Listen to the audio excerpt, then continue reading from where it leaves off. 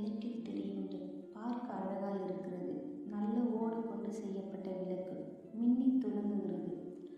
ஆனால் உள்ளே எண்ணெய் இல்லை என்றால் அது புகைந்து எரிந்து புகை மட்டும்தான் காணப்படும். பிரகாசமும் கொடுப்பதில்லை.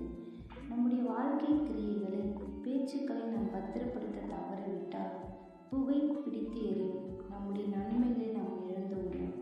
சூழ்நிலையெல்லாம் தலைகீழாக மாறிவிடும். வேத புத்தகம் கூறுகிறது, ஒரு மனிதன் விதைப்பதையே அவன் அறுப்பான். மற்றவர்களை பற்றி நீங்கள் கோல் சொல்லும்போது அவர்கள் உங்களை வெறுக்கிறார்கள்.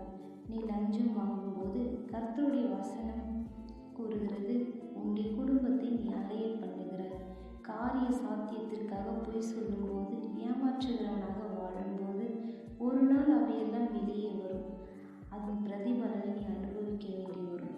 யாரோ சொன்னார்கள், சிலரை சில காலங்கள் ஏமாற்ற முடியும் என்றாலும் எல்லாரையும் எல்லா காலங்களிலும் ஏமாற்ற முடியாது. அவை எல்லாவற்றிற்கும் மேலாக நம்மை நோக்கி கொண்டிருக்கிறது. நம்மை யாருமே காணவில்லை என்று எண்ணினாலும் ஆண்டவர் நம்மை காண்கிறார். ஆதலால் இயேசு கிறிஸ்து இப்படியாக சொன்னார், ரகசியமானது ஒன்றும் இல்லை.